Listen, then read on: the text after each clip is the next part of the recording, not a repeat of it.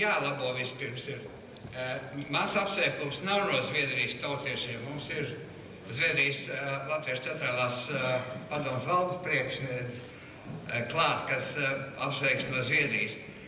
Es prezidiju kongresu, dāmas un kungs, sveicu no Daugavas Vanagu organizācijas, tās centrālās valdes un tās priekšnieku Jāņa Frišvaldu. Vēl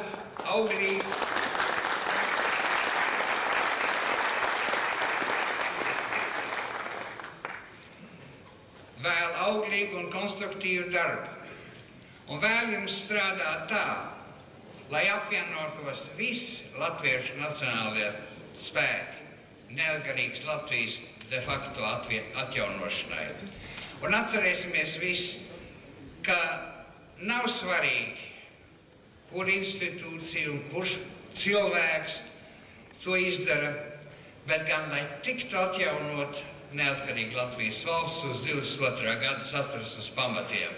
Un lai netiktu pielaist nekādi kompromisi šai jautājumā, nekādas konfederācijas mums nav vajadzīgs un nav pieņemts.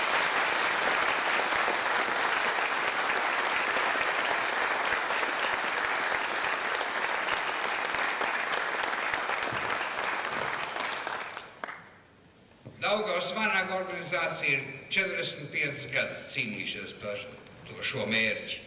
Un mēs ticam ar visu sirdi, ka mūsu ilgo gadu sapņi un jūsu sapņi dzimtenē tuvojās piepildījumam. Mēs zinām, ka cīņa būs grūta, un šī pēdējā cīņa, jo sevišķi grūti būs šeit, daudz kas būs jāpiecieš, upuri jānes, bet brīvība ir katra upura vērts.